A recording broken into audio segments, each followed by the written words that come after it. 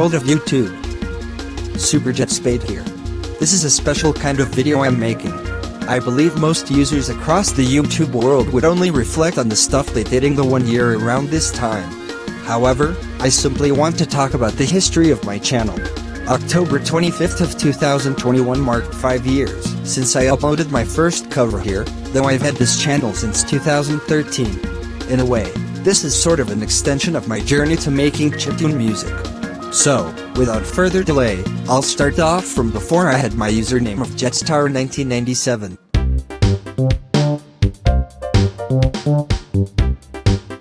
I will admit, this main channel I'm running is actually the second channel I ever created. The first one I created around 2010 or 2011, when I was 13 or 14. I did upload 1 or 2 videos during that time, which were just showcasing Mario Kart Off-Road. If anyone remembers that old school Super Mario Kart ROM hack with the AI running in the correct paths. These videos were deleted a short time later, since I was displeased with the account deletion process of the romhacking.net website. How this channel came to be was that sometime in 2013, I noticed videos in my watch history I never even saw, and they were the kinds of videos I would never be interested in seeing. Concerned that someone hacked into my account, I deleted that channel, and changed my password. Then, I created this channel on August 31st, 2013. Like my first channel, I initially started off this channel liking and commenting on videos, most of which were airplane videos, since I find the airplanes to be fascinating machines. Thus, the first name I had for this channel was I Love Airplanes. I was mostly subscribed to various channels that had aviation content, but I also watched non-aviation related stuff, such as tool-assisted speedruns, vintage hardware, and content from certain YouTubers.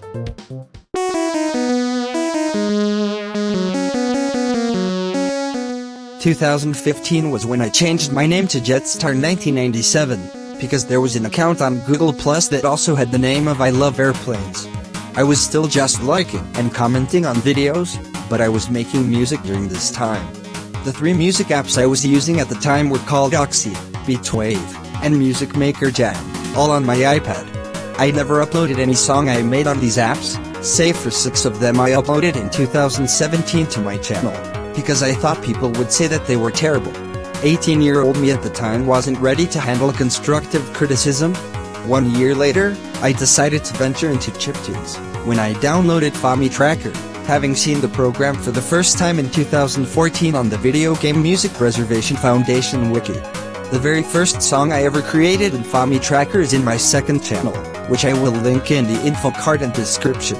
The other early FamiTracker songs, I made a live stream on my channel in 2017 showcasing them. 2016 was also when I downloaded the Flamask, when I decided to find a tracker that makes music for systems other than the NES. This all comes to October 25th, 2016, when I uploaded my first video on my current main channel. I initially uploaded to this channel with these 2 questions I asked myself: what if there were no console wars at all? What if gaming companies decided to distribute their games on other consoles? So, that was what led me to cover songs from various games on other systems.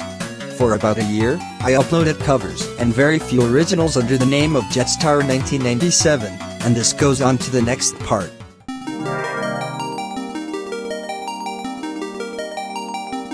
In 2017, due to a circumstance I will not get into, I changed my username to Wavetable Guy.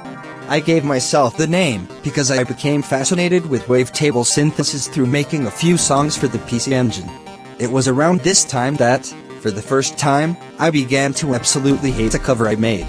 You folks remember my Famicom Disk System cover of Daddy Mulk from the Ninja Warriors? In November 2017, when I started working on my cover of the song, I shared a work in progress of it in a Discord server I used to be on. Someone mentioned sour notes at some point, because I wanted to preserve the 2-note chord that's heard at one point in the song. It was no problem, so I simply removed the offending note that made the chord sour. This made it much like Fragmar's Pokey cover, which I used for note reference. After uploading version 1 of this cover to my channel on Christmas Day 2017, I suddenly got more criticism from other users on Discord. One complained about me not using the drum samples from the original song, another mentioned incorrect notes at some point and was being incredibly apologetic about it. and another saying that the bass didn't sound like a bass. To add insult to injury, I allowed several personal things behind the scenes to affect my thoughts regarding all of this, and thus I started to hate my cover of Daddy Milk. I couldn't even listen to the original song and Fragmar's Pokey cover because of it. So, I unlisted the cover, and didn't give a thought about it for around 11 months. It wasn't until November 2018 when I revisited the cover, addressing some of the issues that were previously mentioned, and was finally satisfied with it. Going back to July 2018, I've mentioned this in the description of Highway Rush Rewritten, but to recap, I began to garner another hate to my songs, this time with my original songs.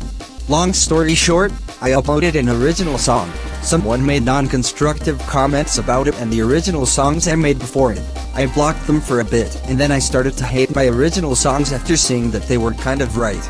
I believe this was the kind of thing I was fearing in 2015, and to see it actually happen was quite a shock.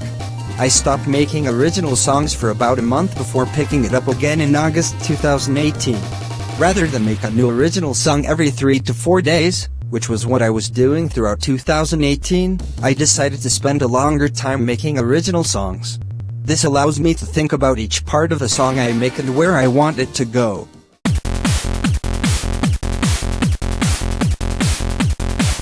This all comes down to 2019.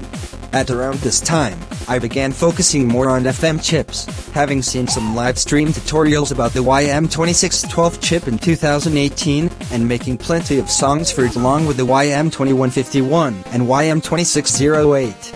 I decided that Wavetable Guy made less sense at that point, so that's when I adopted my current username. Coming around the time when I decided to revisit my old originals from July 2017 to July 2018, I picked the name to have a sort of throwback to JetStar1997 instead of having something named after only one type of sound generation. In 2019, I was still structuring my original songs like how I did during the final few months of 2018. But the GSD YouTube channel was uploading mixes of Super NES music that sounded like something out of a 90s dance club around this time.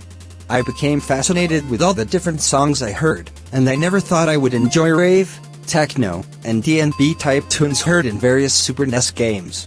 I decided that I wanted to incorporate the techniques I heard in those songs in my original music, leading to the creation of Rave at the Airport Hangar. Though technically, my first song I sort of went experimental on was my Sega Genesis track Self-Reflection, which I made in November 2018. I liked this style a lot that I decided to continue building upon it. Eventually, I would end up making songs such as Mega Drive Heroes at the Club, Silver Disc Raceway, and many more that used this style, which I continue to use to this day. Every once in a while, I would make a song that goes back to my 2018 roots, with a chill vibe, mellow chords, and a moderate tempo. 2020 was the year in which the following happened. I released my first album that isn't a compilation of songs I already uploaded, the first time a song I made got disqualified in a chip jam, first time I was part of a game project, and first time I submitted to a chiptune compilation outside of the Chiptune Cafe server. This was the year where I mostly left behind my VGM-esque style from 2018 and I started to embrace my newfound experimental style, inspired by various techno, rave, and D&B tunes heard in various 90s video games.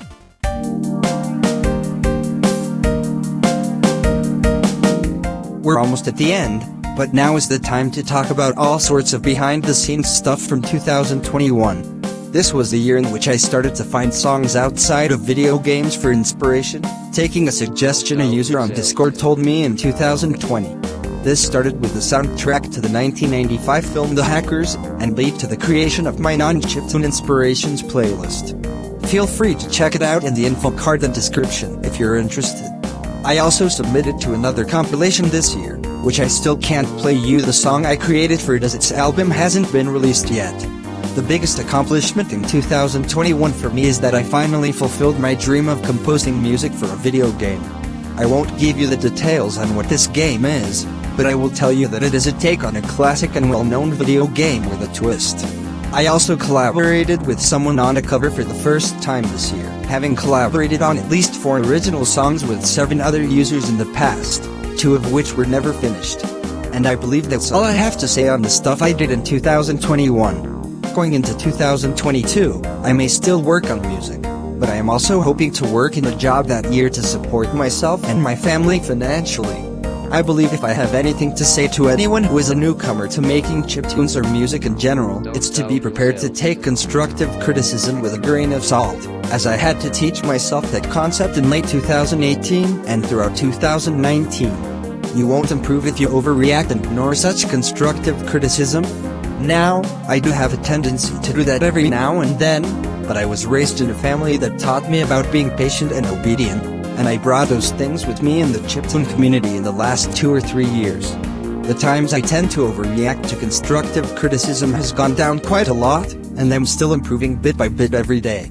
If you've been in this channel for more than 3 or 4 years, I thank you for being here, as well as those in my Discord server.